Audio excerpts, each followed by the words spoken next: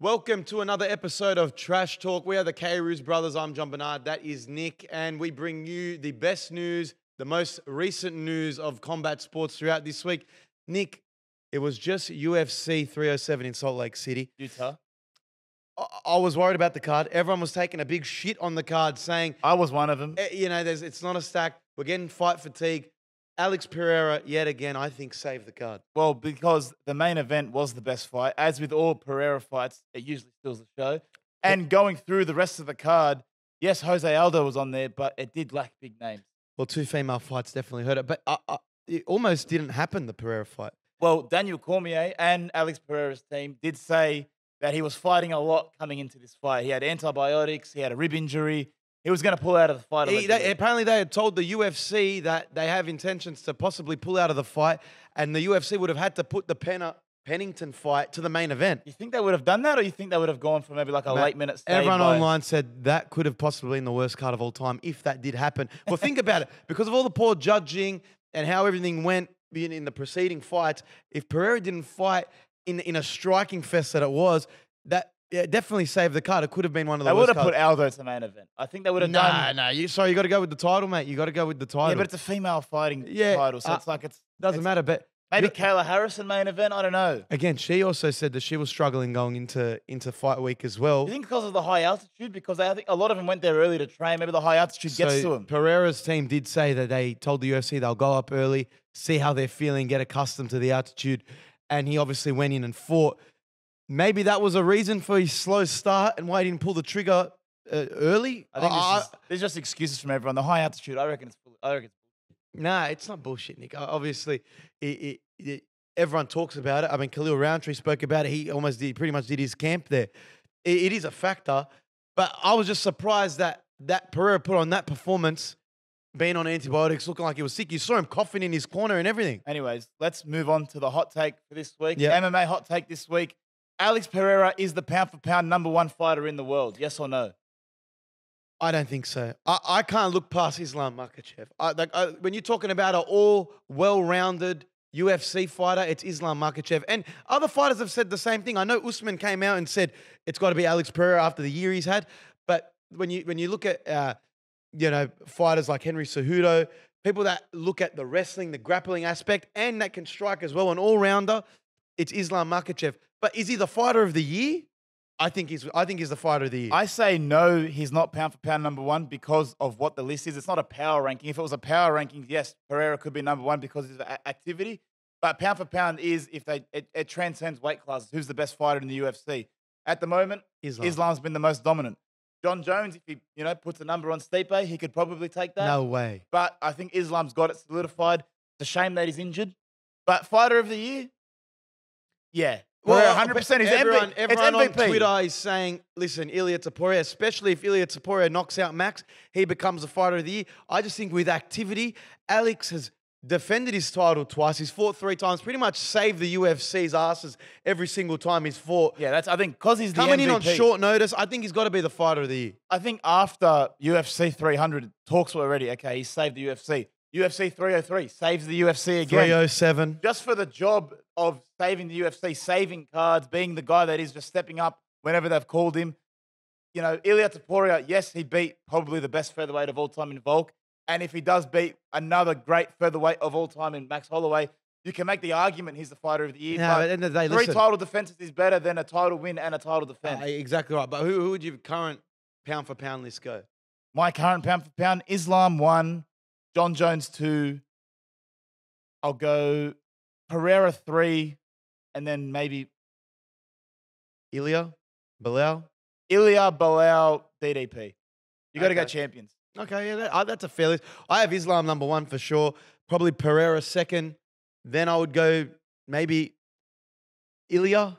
Ilia deserves it for the fashion that he won. Then I would go Jon Jones just based on inactivity, and then Bilal. I can't believe DDP. Yeah, Bilal gets if Bilal chalks up a few more title defenses.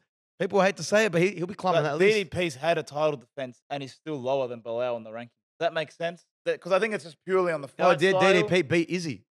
So yeah, but he was pretty low now. So I think kind of scrapped from the list. He's gone MIA when it comes to pound for pound. Unfortunately for Izzy. Well, talking about Salt Lake City and it was a crazy main event. We saw it was a really bloody main event. Pereira put on an absolute show. So did Khalil Rountree. But Pereira put a stop to the Salt Lake City head kick curse, Nick. I don't know if you're familiar with this curse. We've seen Leon Edwards head kick Kamaru Usman dead onto the floor, and we've also seen Justin Gaethje put to sleep Dustin Poirier with a head kick. These were all. I am aware. They all took place in Salt Lake City when they needed to happen. And it was always consistently the underdog. The underdog would pull out a head kick, and they go on to win the fight. Well, Leon Edwards did it. Pulled a rabbit out of a hat. It was a miracle. You saw Justin Gaethje did it. Khalil Rountree lands a head kick, and I thought it was going to happen. And if it wasn't for a split second decision and head movement from Alex Pereira, he could have got knocked out. It was a late guard into the head movement and blocked it. Did it drop him? It didn't drop him. There was controversy on whether he kind of got dropped or not. I don't think it dropped him, but regardless, I'm saying it lucky. Thank God it didn't knock him out. I think he was caught a bit off foot, and kind of stacked it a little bit. But again, recovered from that and then put on a barrage of bloody strikes into the fourth round. Well, when someone's unrecognizable after the fight, you usually think, okay, Alex Pereira, job well done. Yeah. And like we said, save the card, because if he didn't do that, they probably would have had, when Dana White's post-match press conference where he's just unimpressed all the time now.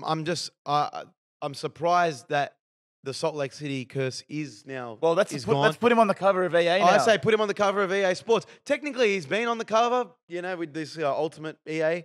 But I'm saying give him the face of UFC 6 who did we or whatever it is. Who did we speak to that said that they wanted to be on the cover? Or they didn't. Sugar Sean didn't want to be on the cover of EA because doesn't want Didn't want the curse. Didn't want the curse. You saw what happened to Volk, yeah. right? But I'm saying if he's breaking Salt Lake City curses, give him the EA curse to fight off. Yeah, look, that's a much bigger curse. It's got a lot better of a track history, so maybe stay away from it. Don't go on the cover. Khalil Rountree's performance. Is his stock rising in the UFC after that? Similar to how Steve Erceg went to Brazil versus Pantoja, did lose the fight, but had an amazing showing. Yeah. His stock does rise. Khalil Rountree, it's a very light division now, the light heavyweight division. There's not really much ahead of you. And you got to think, going into this fight, he was a massive underdog. Yeah. No one thought he was going to beat Pereira. Pereira was $1.20 betting favorite. Yeah. Very, very short. But like Khalil Rountree, I think most people had him winnings round 1 and 2. Maybe you could have given him round 3. I think some judges, they said he was up 2-1 going into the 4th. Yeah, that's what was read online. So when the scorecards came out, it was up 2-1 going into the 4th. Better gas tank. He may have won the fight, so you never know. Yeah. He holds on for round 4, puts up a good showing in round 5. He's a title holder. He came out, they were booing him, they were cheering Pereira. At the end of the fight, he got a massive cheer from the crowd, right? Classic Rocky. He was upset. He was obviously crying when he left the octagon because he gave it his all. But I think he's earned the respect of the UFC fans now. People are going to be interested in what they want to see him do next. I think the perfect matchup for him is he fights Jamal Hill, the bloke that was yawning in the crowd. Put them together, and it's honestly like that fight. It depends. I don't think he drops in the rankings, and that would give him a chance to enter the top 5 rankings. He should go up in the rankings regardless, because he wasn't a top 5 fighter. He versed the champion, the best of the best, and nearly won the fight. I'm saying, he probably shouldn't move with that performance, right? He'll go up. And that's why I put him against Jamal Hill, who's already been in that. They've already agreed to a fight previously. Yeah, it's true. So I want to highlight the damage to his face. You saw his face post-fight. He basically had peeling skin on his nose. His eyes were shut. Dana White put on his story, said absolute stud. He didn't look like a stud. It was actually hard to look at. So allegedly, or actually no, it's become fact now. Going into the fight, he had cut his nose in sparring. Yeah, 3 weeks so out. He knew it was going to open during the fight. The mentality of knowing your nose is going to get split open that badly during the fight. But now I want to even go further. But then he said he didn't expect the eyebrow. The eyebrow one, that came out of nowhere. But going now, post-fight, does Khalil Rountree need a nose job? There's no shame in it. I've been there. I haven't got one personally. I've just been told to get one. But you're going to need some form of cosmetic surgery. He's going to need a couple months to heal. Those scars were heavy. I mean, his eyes were split open. Joe Rogan was saying it was flapping everywhere on commentary, right? In that last round.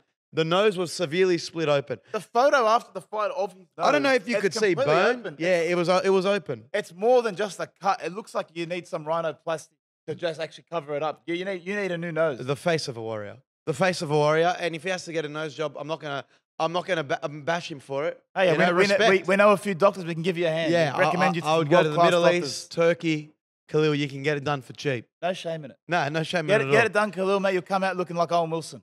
Outside of Salt Lake City, Sugar Sean appeared on a live stream post-surgery. He's just had surgery on his torn labrum, I think it was. Shoulder, yeah. So he's come out and says he wants to get back into the octagon ASAFP. Which is in complete contradiction to what he said post the Merab fight, which is I'm going to take 9 to 12 months off, I think he said. Yeah, I think he's realized that people can forget about you real quick. And you want to stay relevant. You don't want, you're probably going to be in line for a title rematch just because you've built up that division. And he doesn't want to get forgotten. He doesn't want to get lost in the shuffle. He's saying, I want to be back as early as March if possible. Well, to quote him directly, I feel fucking great, which is really hard to say because I've had a shoulder surgery. I did not feel great afterwards. So for him to say that he wants to get back in immediately, we've talked about who he could possibly verse, Petr Yan. He could possibly verse Corey Sandhagen. There's many fights that could either warm him up before a title rematch. Whether he gets a title rematch straight away, I don't think so because he lost in pretty dominating fashion. I know some people agree with that. Yeah, but I think what his team is looking at and what others have been saying online is if Umar is the next champion, it's a good matchup. Sugar Sean versus Umar gets that title, I think that goes worse than Sugar Sean versus Merab. I'm saying regardless, not to say it's a good matchup for Sean. I'm saying it's a chance to get a rematch without having to verse Merab again. That's true. Do you know what I mean? Well, when will Merab Umar happen? Probably not till maybe February, March next year. Possibly December. Nah. Merab said he's ready to go. Umar wants to fight. They're not going to let that title fight. Also, I think Sugar Sean's got maybe a bit of that motivation now that he's got some time off. Can have some motivation juice. Well, the fact that Islam, I don't know if we've spoken about this. Islam Arman's not going to happen in December. Islam's not going to be ready. Yeah, they're looking at January. Khabib came out and said January. Who's gonna main event December?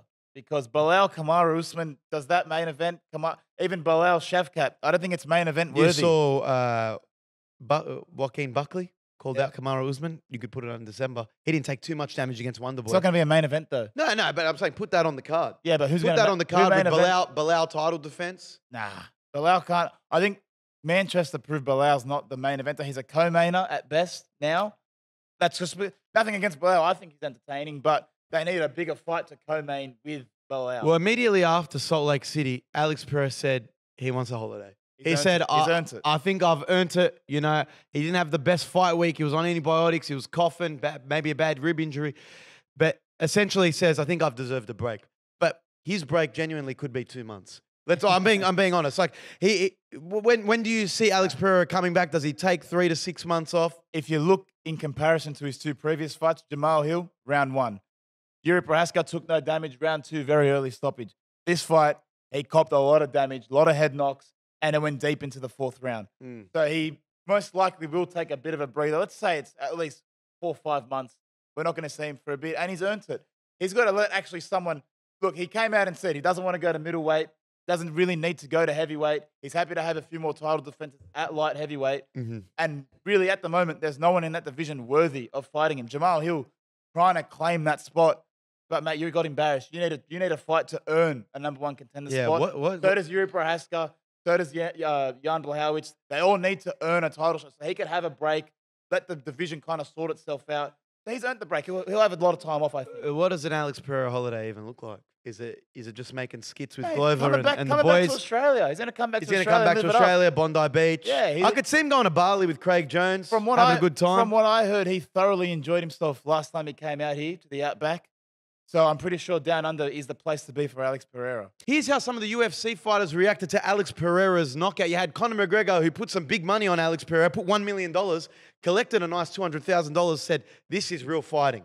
Do you reckon it's like a Drake situation where he's actually putting money on, or he's got a partnership and it's fake money? No, that's Conor McGregor's money. He's putting real money on. Yeah, for sure. He's watching it in a dark room. You've seen him on a live stream. He said 50,000 is nothing to him. It's his money, right? Okay, Daniel Cormier put a tweet out, showed the blood that splattered outside of the octagon onto his phone. Which they said they love when that happens. Yeah. I don't know why you would. It's disgusting. But they said they love it. Ilia Topuria said he's a beast that takes no rest. I think that's a correct assumption from Ilia Topuria.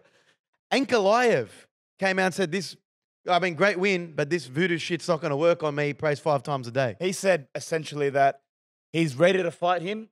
As soon as he's done with Rakic, he's going to be versing Alex Pereira. Israel Adesanya pretty much put up that he knew exactly when he was going to go into beast mode and pretty much called the knockout round. Is that because he's been on the receiving end of it? Well, I think he knows Alex Pereira so well. They fought each other how many times, and he just said this is when he's going to turn it on. Yeah, I mean, I could have picked that as well. I think not really something to really be proud of, Alex Adesanya. And the last one, Jamal Hill was caught in the crowd yawning.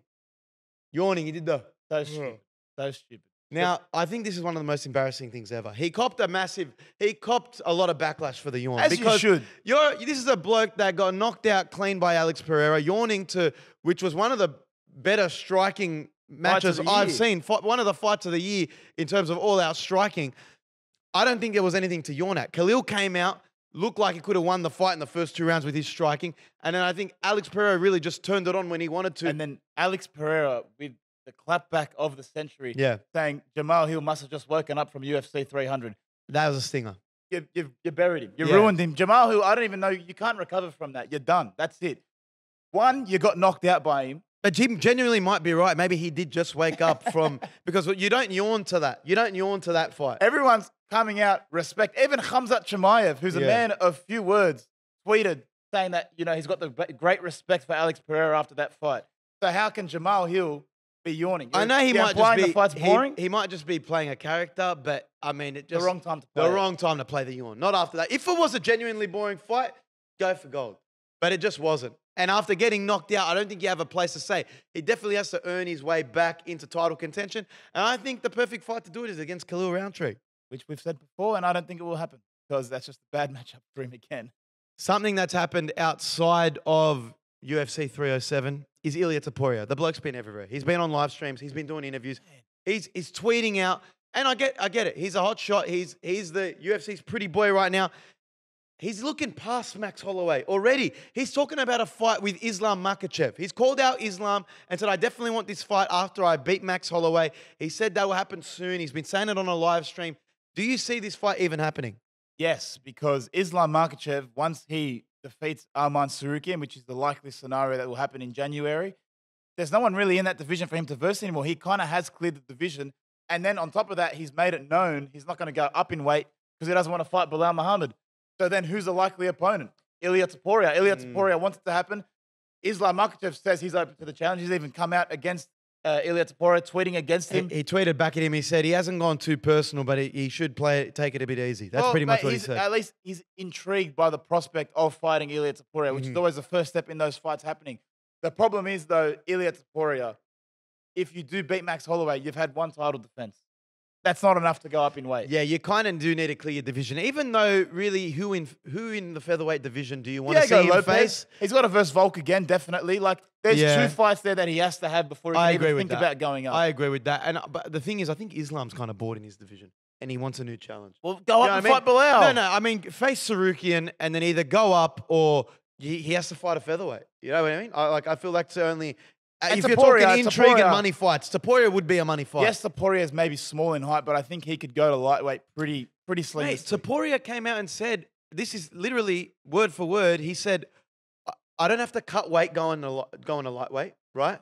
So it's easier for me, and I could take them all in one night. That's what he said, the whole division in one night. Now, it could be a figure of speech, but he could be very delusional. You've got to back your abilities. But you're not taking Islam Makhachev in the featherweight division in one night. I don't know if he knows this, but Dagestanis are referred to sometimes as weight bullies. Yeah. I don't know if I subscribe to that, but yeah, might not be cutting to get to lightweight, but Islam Makhachev's maybe cutting about 13 to 14 kilos to make lightweight. So just tread carefully, Ilia. Look, it's a fight that I want to see happen. It definitely could happen sometime in 2025. Islam needs a new challenge, and Ilia could be the one to knock him off. Yeah, but if they strike, you saw Islam can struggle against good strikers. Okay, but the problem is now, if he does versus Ilia Topuria, say if it's after Arman, that means Islam's title defenses have been 3 featherweights. 3 featherweights, yeah. And then what, 2 lightweights? But that's him dominating his division, though. Yeah, but still, it's not good enough to have all your title defenses be against featherweights. Either go up yourself or clear through someone like Gaethje or someone coming up. I would like to see him go up, but that means we're going to have to see the title come off Bilal Muhammad, which I don't think many people will complain about. Let's be honest. Yeah, but they're not going to do it. They're brothers. Okay. They're training partners. They're brothers. Let's move on to our UFC top 5. We do our top 5s every single week on @KRoosBros over on YouTube. Make sure you catch the clips at Jon-Bernard K on Instagram. This week's top 5, Top 5 UFC walkouts of all time, starting with number 5, Darren Till at UFC London. Coming out to Sweet Caroline. Anytime you get a packed O2 arena filled with crazy London fans, they're going to go nuts. Singing Sweet to Caroline at the top of their lungs for Darren Till, I think this is peak Darren Till. This is probably the best time of his life. He needs to make a severe comeback if he wants this kind of treatment again. But unbelievable crowd. London fans never disappoint. At number 4, the Korea Zombies retirement fight against Max Holloway.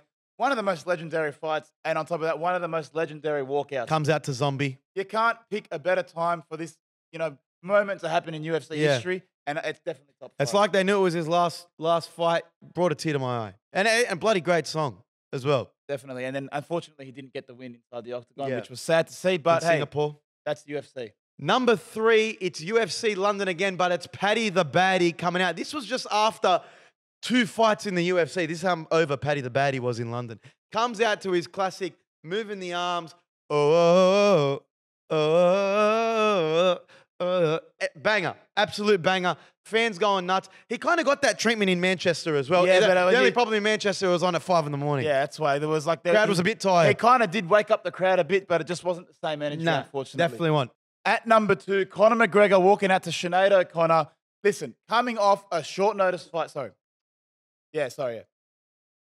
Number 2, Conor McGregor walking out to Sinead O'Connor. This was a short notice fight against Chad Mendes. This is peak Conor McGregor, prime Conor McGregor. Becoming the face of the UFC. You don't get better than this. This is the lead up to Jose Aldo, the Irish crowd going absolutely berserk for Conor McGregor.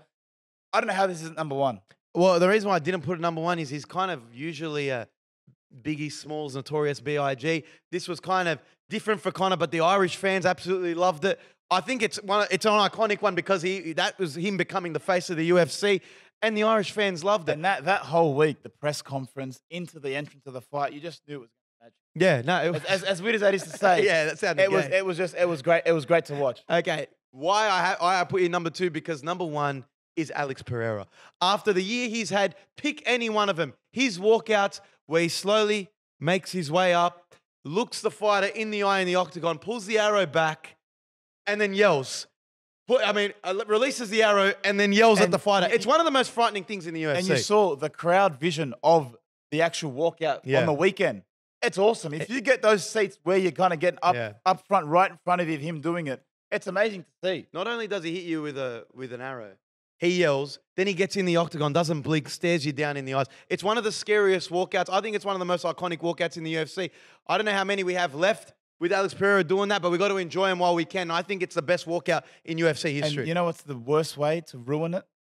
Worst way to ruin that entrance? By catching the arrow and breaking it on your leg, Jamal Hill. Just ruin the whole thing. You made it so cringe. Yeah, that was pretty shit. And he got rewarded for it with the knockout. I'm going to yawn over that. No, but I want to name a few honourable mentions. Honourable mentions, Colby Covington coming out to Kurt Angle. Yeah, that's a great one. Crowd always goes nuts for Kurt Angle. Israel Adesanya in Australia coming out with a choreographed dance. He loves a bit of an entrance. He's done the Undertaker entrance. Another honourable mention. Yeah. There's been a couple of bangers. But that is our top 5 for the week. Top 5 UFC walkouts of all time. Mate, let us know in the comments if you want to see any other top 5s. We'll keep them coming. Well, let's transition now over to boxing. Yep. Some would say it's a dead sport. Dana White's trying to bring it back to life. There's been a lot allegedly happening, but the news that caught my eye over the weekend was Tyson Fury. Yeah. Tyson Fury's got a fight rematch against Usyk coming up. But in Saudi Arabia. But Tyson Fury came out and said it would be a shame if he doesn't fight Anthony Joshua. Now, my problem with this is this would be great to say maybe 5 years ago. Yeah, look, let's be honest. Both these fighters are coming off losses. Not to say that Tyson was an embarrassing loss, but AJ looked out of his depth and got knocked out by Dubois. People are calling for AJ to retire. This fight exactly should have happened 5 years ago. I don't know whether it's egos, whether it's management, why it didn't happen. They both need wins for people to be intrigued in this fight. And Tyson obviously wants that rematch and to get the W. Then you start talking about potential opponents. The problem is now, as harsh as it is to say, Anthony Joshua is damaged. Like, he's not a pay-per-view draw that he used to be. And Tyson Fury... But he just sold out Wembley Stadium. I'm not going to say he's not the pay-per-view draw he used to be. Exactly. He says he's not done. He's got a lot left in the tank, but he needs to probably rack up a few wins like he did when he was coming off losses to Andy Ruiz. So, that will beg the question now. Will the fight ever happen? Will we ever see Fury versus Anthony Joshua sold out at Wembley. Listen, when Turkey El Sheikh's throwing around that dosh, the fight's happening. And they're all, you've seen, they all take photos together, whether it's Tyson Fury, Usyk, Deontay Wilder, Zhang.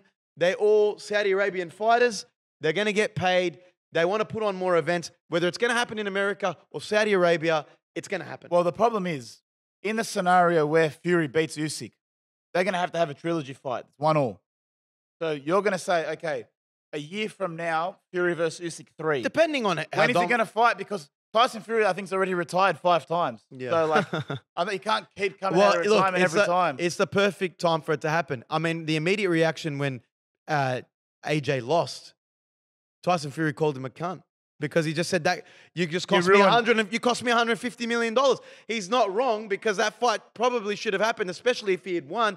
Now they both need big wins for that fight to happen, and they've got to make it happen within the next 3 years. I think in a 3-year time span, that fight's going to happen. I think if Fury loses to Usyk, it's more likely to happen because they're both coming off losses. It's kind of like their final fight. It does still sell at Wembley, all British crowd, 2 British fighters.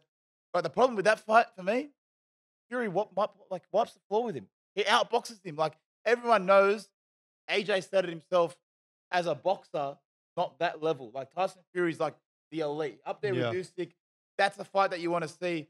Once you see them actually fight, it's not going to be that entertaining of a fight. Yeah. If Dubois is doing that, again, Joshua, what's Tyson Fury Dubois that lost narrowly to Alexander Usyk. So I'm saying he could compete with those guys. I'd like to think so. And he's a power puncher, which I think would give a lot of trouble to Tyson Fury. Yeah, maybe. I don't know. I think there's some levels to this game. I mean, Francis Ngannou gave him a good test. Exactly right. But is it a Conor McGregor, Floyd Mayweather scenario where he's kind of letting him, hey, Turkey, I'll give you a good show. You know what I mean? We'll give the Saudi fans what they want. Yeah, exactly. Yeah, it could be that. I don't know. I don't know. But, I mean, boxing is starting to heat up. I like to see Dana White enter the space, see what he does with Turkey El Sheikh, because I think that's the plan, is to make big fights under one promotion. And these guys could be the face of that promotion. And it'd be remiss of us to not mention Tim Tszyu's fight coming up in about 2 weeks, October 26th, I think it's on. October 20. October 20. Yeah. Big fight in Florida. Aussie's coming back. Hopefully he gets up. Look, we want Tim Tszyu to win. We need it for Australian boxing because, listen, God forbid he loses. Australian boxing is dead. Yeah, no, I got no. I'm being serious. If Tim Tszyu loses, Australian boxing is in all sorts. It's not dead. It's not dead. No, who do we have? Harry Garside, the ballerina? No. Right? Who's gonna sell fights? Nikita Tszyu. Okay, on an Australian level, who's gonna sell worldwide like Tim Tszyu does? Be genuine. We don't have Paul Gallen anymore selling to the rugby league fans. If Sam Davida Goodman, Pangai Jr. left boxing as quick as he started. Yeah, I mean Sam Goodman, if he beats that Japanese guy, hey, raises the stakes. Again, yeah, that's Sam Goodman fight. But I'm saying that's someone that's selling nationally for us that every Aussie can get behind. It's gonna set Australian boxing back 5 years if Tim loses. And I'm not to put more pressure on Tim Tszyu because we back him to the hills. We love Tim. He's going to win, right? Fighting against a Russian. But I'm just saying if it's added pressure because he's got the weight of Australian boxing on his back because it'll set us back 5 years if he loses. I'm being honest. Nah, we'll be all right. He's all right. Tim, don't worry about what we're saying. Just win. Get the job done, Timmy. We back you. I want to go over to WWE. Bad Blood. Bad Blood just happened. Bad Blood's in the books. Big takeaway from Bad Blood. The Rock comes back at the end. Counts 1, 2, 3. I don't know what that means. I don't know if he's targeting the people in the ring. I think that's what I don't know if he's referencing the time he pinned Cody Rhodes 1, 2, 3 at WrestleMania for the belt. That's what some people are saying online. Regardless, what happens next with The Rock? Well, The Rock is back. Let's just be happy that that's the case because the last time The Rock was in WWE, we got some of the best promos and some of the best content. It was the best WrestleMania WWE's had for a long time. Best WrestleMania of all time. Immediately after he comes out at Bad Blood, cuts a 10-minute long Instagram live promo, walking out. Why The Rock's pissed off. This Dusty Rhodes says, I hate your son. This John Cena said, yeah, go eat your Fruity Pebbles. He's back. He's cutting heel promos. It's great to see The Rock back. I'm just saying, hey, what do you see happening next with The Rock? Because Survivor Series is coming up. It's going to be War Games, which means it's cage on cage. Well, right? Who's the teams? I think there was footage of Solo Sikoa saying it's all part of the plan in the crowd. Is he the tribal chief telling Solo what to do? What's happening? That's definitely the case. The Rock is coming back to establish himself as the tribal chief. Before last year's WrestleMania, he was trying to be the tribal chief. He wants to sit at the head of the table, and the way to do that is to take down Roman Reigns. He's dog the family essentially. How dare you? That's Take how Cody if Rhodes I'm the Rock. aside. If I'm the Rock, that's how I see it. You're partnering with Cody Rhodes, a guy who you went up against as the Bloodline at WrestleMania, who took the title away from the Bloodline. How dare you go against the family? Yeah, you can't go That's the against one family. rule. Okay, if you think that you're the I love tribal chief, Roman, but he's going against the family. you can't go against the family. So the Rock will come back, put the family back in order. So what do you think in Survivor Series? It's I don't think Team the Rock can't wrestle that Survivor Series, I'm but not he will saying, order but his is troops. it Team Rock versus Team Roman? Yes, Is it exactly. Roman's bloodline versus the Rock's bloodline, or is it Roman's bloodline against Solo and Bloodline 2? No, it's Team Rock versus Team Roman. And I don't know if Cody Rhodes participates in that match. Is he Team Roman or is he going back on his own thing? If you saw what happened after Survivor Series, Cody Rhodes got dog-shotted by Kevin Owens. Kevin, don't. So Kevin, I think, now inserts himself into the co-main event, and it'll be Kevin Owens versus Cody Rhodes at Survivor Series, and you're going to get a Bloodline versus Bloodline War Games. And I think Jey Uso reunites with his brother Jimmy Uso, who just came back with Roman Reigns. It's going to be the original Bloodline against The Rock's Bloodline, which is Solo, The Rock, Tongaloa, and Tama Tonga. Yeah. That's what I think is going to happen. Yeah, but the thing is now, it kind of degrades the WWE Championship. It's no longer the main event piece. Like, it's a shot against Cody Rhodes because you're not entertaining enough as champion to overshadow the Bloodline storyline. Well, I think this is going to insert The Rock back into the storyline, and you're going to eventually set up for a Rock versus Cody at WrestleMania. Well, the biggest... And it's going to go back to when he whispered something into his ear, the Raw after Mania. What did he say to Cody Rhodes? It's all going to play in. WWE is heating up again, especially going into this Netflix era. Well, just to go to some Twitter fans, a bit of backlash on Twitter on what should have main evented Bad Blood because CM Punk and Drew McIntyre stole the show. They opened the night and they said it's probably the best Hell in a Cell match in the last 10 to 15 years. They brought back what Hell in a Cell should be. They put on a great show. People said they should have main evented. It was the best storyline. Listen, it was but the in best feud. saying that, how can you close the show if you know The Rock's coming out? Exactly. If The Rock's coming out, you can't be the main event. It's simple as that. It's Hollywood Rock. It's the final boss. It's the head. He's on the board of TKO. He has to go on last. He calls the shots. And they opened the show. They set the tone for the whole show. I think it was a great opener. They put it all on. It was a bloody match. They didn't censor out any blood. It was crazy. CM Punk put a good showing. CM Punk's back. He looks in great shape. He's in great shape. He put on a great match. He's cutting great promos. He's happy to be back. And they tease Seth Rollins versus CM Punk on Raw. I think this feud with Drew McIntyre is done. They're both going to take some time off. And it's the perfect way to take time off. They went through a grueling match. They're going to have to take months off. Yeah, they probably get suspended for using blood as well. Is that No, usually I mean, the yeah, case and now? straight head shots. Yeah, so No protection. they've broken a few rules. They're probably going to have time off as a fine or as a suspension. But that was the best match of the show. But what does Drew McIntyre do after this now? Does he get lost in the shuffle? Or does he Take go some time off, and I think he starts a feud with Wade Barrett. They've been calling each other out. Yeah, but Wade Barrett injected himself. This could be Wade Barrett's re-entry back into being on the main roster. It's a perfect feud for Drew to come back to and win. I think he's actually going to go after Gunther because if CM Punk's preoccupied with Seth Rollins, non-title matchup, Gunther's versus Goldberg probably at Crown Jewel the way it's looking like. So Drew McIntyre can probably go back into the title picture. At least gives Gunther someone to verse because Gunther's kind of got no one. Damian Priest is done. He's boring.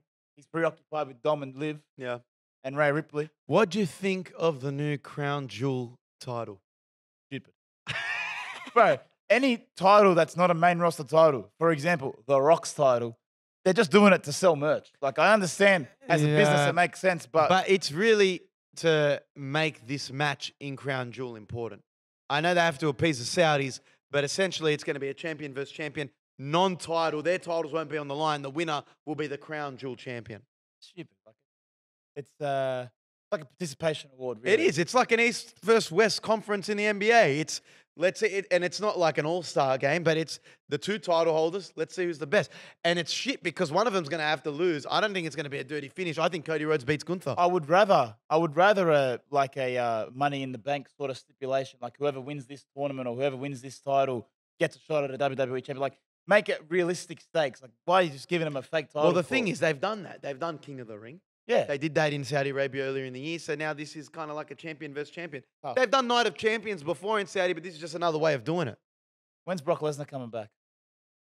Mate, after that Vince McMahon documentary, I don't know if he's coming back anytime soon. Oh, man, he was rumored. I was like, is The Rock coming back? Is Brock coming back? Do you want to talk about the Vince doc?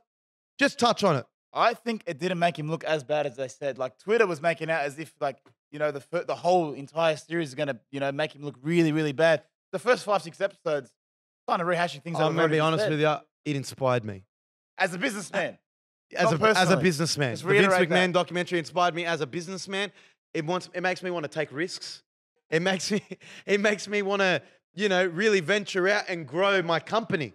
That's how I was saying it inspires me. But a very interesting watch. I did think it tried to paint him in a bad light. He did some unbelievable things. He revolutionized the wrestling business. He also did some terrible things. And Allegedly, some terrible. Allegedly. Can we go with allegedly? Because that criminal case is undergoing right now. And until that's done, we're not going to see Brock Lesnar come back. We're not going to see Vince McMahon come back. And this new era in WWE, it's getting pretty interesting. Triple H at the helm has been great. He's been great. He's looking more like Vince as well. He's conducting himself. But I will say, used to in those press conferences. I think Shane McMahon was a bit hard done by. Well, he's the biggest winner out of that documentary. Yeah, he looked the best because he just wanted to prove himself to his father. He wanted to take over the family business.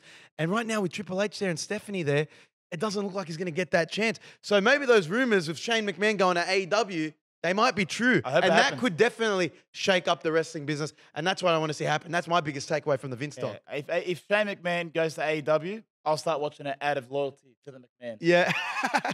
And be loyalty careful. to the old guard of WWE. Be careful. For Shane, Hey, who's put his body, blood, sweat, and tears on the line. That's trash talk. You're always going to get our honest takes. But that is trash talk for this week. Make sure you subscribe to @KRoosBros on YouTube for more trash talk. Make sure you call the 1-800 hotline because we will be playing our hotlines if you're calling in to the fighters on the show and our overseas interviews. So call the 1-800 number and we'll play your MMA hot take on the show. But till then, thank you for watching. Back to you in the studio, Ryan.